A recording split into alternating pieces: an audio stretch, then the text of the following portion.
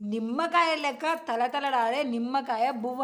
అవునులా నిమ్మకాయలతో చేసిన కాబట్టి నిమ్మకాయ లెక్క తలతలలాడిపోతుంది. ఇక ఇది మాత్రము వేరే లెవెల్ అని చెప్పాలి. ఎందుకనంటే నిమ్మకాయతోని మనం పచ్చడి చేసుకున్న రసం తాగినా కూడా ఎట్లుంటుంది, పుల్ల ఉంటుంది. కానీ గీ బువ్వ మాత్రము కమ్మగా ఉంటుంది. ఒక్క బుక్క తిననో లేదు, గా పళ్ళెంలో ఉన్న బువ్వ మొత్తం నాకే ఓడిసిందిలా. ఏ గట్లని మా పిల్లలకు పెట్టకుండా ఉంటామా? వాళ్ళు తిన్నది మీకు చూపిస్తామా? గదంతా కాంబూస్, నేను తిన్నది మాత్రమే చూపిస్తా. ఇక ముందుగా అయితే పోపుకు ఏమేమి కావాలో అవన్నీ పళ్ళెంలో వేసి పెట్టుకొని పెద్ద మూకుడు పెట్టినా ఇంతంత నూనె పోసి ఇక ఒక్కదాని ఇంకొకటి జీలకర్ర, ఆవాలు, పచ్చిమిర్చి, ఎండుమిర్చి, కరివేపాకు నా ఆయుధాన్ని దగ్గర పెట్టుకొని అయితే వేస్తూ ఉన్నా. ఎందుకంటే గడికొక్కసారి చాలా చాలా ప్రమాదాలు జరుగుతున్నాయి. మరి నా సొంటోళ్ళు భయస్తులు ఎవరైనా వంట చేస్తుంటే వాళ్ళకు కూడా చిన్న చిన్న ఐడియాలు ఇవ్వాలి కదా. నా బిడ్డ కూడా చూస్తూ ఉంటుంది, మరి ఆమె కూడా చెప్పినట్టు ఉంటుంది కదా. అందుకోసమైనా మనకు ప్రమాదం ఉంటే గిట్లా అడ్డు పెట్టుకోవాలని చెప్తూ ఉన్నా. గొదుడులు ఎంత నూనె జిల్లిందో, కూరలు ఉన్నది మొత్తం దీనికే పట్టినట్టున్నది. ఇక గిట్లా పోపులు అన్నీ చిటచిటం అనేటివి చల్లారాలంటే గల్ల మొత్తం గిట్లా ఉల్లిపాయలు పప్పులు గిట్లా వేసుకున్నాం అనుకోండి సూపర్గా ఉంటుంది. అరే ఉల్లిపాయలు ఏడున్నాయి, ఏవో ఆకులే ఉన్నాయి అనుకుంటున్నారా? ఈ కాలంలో ఉల్లిగడ్డ తినద్దుల్లా, గందుకనే ఆ ఉల్లాకు తీసుకొచ్చి కోసిన దానికి బదులుగా ఇదన్నమాట. ఇక గట్లా ఇక వేసినాం కదా. ఇక పావు కిలో బువ్వకు 3 నిమ్మకాయలు మంచి పెద్ద పెద్ద తీసుకున్న, గింజలన్నీ తీసేసిన. ఇక మూకులో ఇంతంత పసుపు వేసిన, మన బువ్వ ఎంత ఉన్నదో గంత సరిపడా పసుపు వేసిన, మంచిగా కలిపిన. ఇక గిల్ల మొత్తం ఇప్పుడు అన్నానికి సరిపడా అంతా ఉప్పు వేసుకోవాలి. ఇక ఒకవేళ మనం అన్నంలోనే ఉప్పు వేసుకున్నాం అనుకో, గిల్ల చిటికడ అంత ఎత్తే సరిపోతుంది. ఇక సూపర్ ఉంటుంది.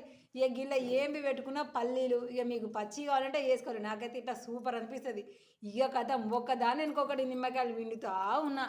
ఇక విండుతుండే చూడాలి, అది మసులుతా ఉంది. ఈలోగా మీరేం చేయాలి, తెల్లగా ఉన్న లైక్ బటన్ని మొత్తం కూడా బ్లూ కలర్లో చేసి మీ సపోర్ట్ని నాకు తెలియజేయండి.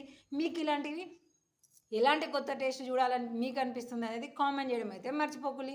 ఇక గింజలు తీసినా కూడా అక్కడక్కడ వెళ్ళిన మరి గింజలు అన్నంలో ఉరికినాం అనుకోలి అస్సలే మంచిగా అనిపించేది. అందుకనే ఏరి ఏరి పక్కకు తీసినా. ఇక రసం విడినాక ఖచ్చితంగా 3 నుంచి 5 నిమిషాలు మంచిగా మసిలిన తర్వాతనే ఇక ఇప్పుడు పుల్లలు అనుకున్న మన వేడి వేడి బువ్వని వేసుకోవాలి.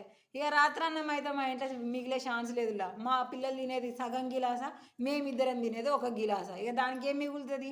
ఇక అందుకనే ఎప్పటికప్పుడు ఉడుకుడికి వండుతున్నా. మళ్ళీ ఇంకొకటి గిలాంటివి చేసేటప్పుడు వేడి వేడి అన్నంతో చేసేటి వేరే టేస్ట్ ఉంటుంది ఇక సలిబువ్వ కంటే. అందుకనే గిట్లా ఇక పెద్ద ఫ్యామిలీ ఉంటే వాళ్ళు ఎక్కువ తక్కువ తింటారు కాబట్టి రాత్రి మిగిలితే పొద్దున గిట్లా చేసుకొని తింటే కథం అయిపోతుంది. ఇక పెద్ద మంట పెట్టాలి, ఇక కలుపుతూ ఉండాలి. ఎట్లా కలపాలంటే ఒక మెతుకు కూడా కింద పడకుండా కలపాలి. కానీ మా ఆయన కొంచెం హెల్ప్ చేసిండు, అన్నం జర్రత కింద పడ్డది. ఇక గదానికైతే ఏమనుకోవద్దు. ఇలాంటి టేస్టులన్నీ కూడా మీకు మీ ఇంట్లో చేసి పెట్టాలంటే సైలెంట్గా ఈ వీడియోని వాళ్ళకు షేర్ చేయాలి. చూస్తారు, అరే ఇది ఏదో మంచిగా ఉంది మా వాళ్ళకు కూడా చేసి పెడదామని వాళ్ళకు కూడా ఐడియా వచ్చి మీకు చేసి పెడతారు. సరేనా? అస్తనే మర్చిపోకులి. ఇక జర్రంతసేపు కలిపినామా ఇక చూడలే అంగడి ఎట్లా చేసిల్లో. మరి నాకు చెయ్యి నొయ్యబట్టే పొద్దుగా నుంచి చేసి ఇక తర్వాత తీసినాం పక్కకు పెట్టినాము. దానిపైనకి వెళ్ళి జర్రంత కొత్తిమీర చల్లుకొని నిమ్మకాయలు డెకరేషన్ చేసి పూరుసోతో కూర్చొని తింటూ ఉంటే ఇది అసలు నిమ్మకాయనేనా, పుల్లటి నిమ్మకాయనేనా, నిమ్మకాయలలో ఇంకేనా కలిసిందా అని వంట చేసిన నా మీద నాకే డౌట్ వచ్చి అంత తీయగున్నది. ఎందుకంటే సర్వసాధారణంగా నాకు పులుపు అంటే నచ్చది, నేను తినను కూడా. కానీ ఈ ప్లేట్లున్న బువ్వ మొత్తం నేనే తినులా, అంత సూపర్గా ఉంది తెలుసా. మరి లైక్ షేర్ చేసుకున్నారా? చేసుకోండి. కామెంట్ మీకు ఏ ఫుడ్ ఇష్టమో